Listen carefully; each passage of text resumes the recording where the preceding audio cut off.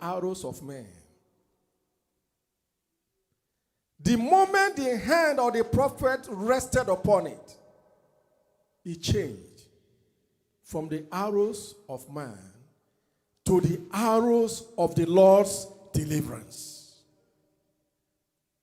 From the arrows of man to the arrows of the Lord's deliverance, that will deliver the children of Israel totally and completely from Syria, their enemies. So what do you need? You need your arrow to become the arrow of God, the arrow of the Lord's deliverance. Number 5, he wants to demonstrate to us, like he did to the king, that in all your fight in 2021, you have to depend on the power of God.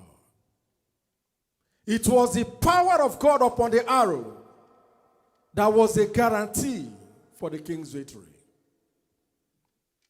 You want to win this year? You want to command the unusual? You have to rely on the power from on high. Amen? He says, in all your fights against your enemies, you must look up to God.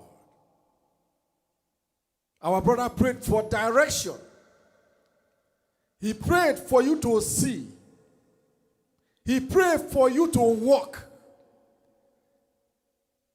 by the arrows of the Lord's deliverance. Number 6, we must come to terms. We have lived all the years before now. We must come to terms. We may have tried by our own self. We may have struggled by our own self. We may have had multiple jobs.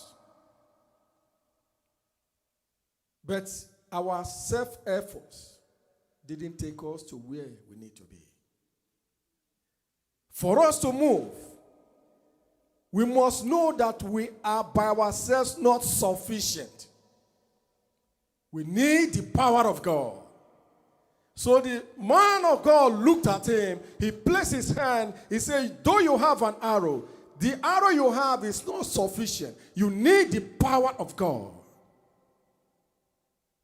Brethren, for you to command this year, for you to command signs and wonders in 2021, you must recognize the limitations of men.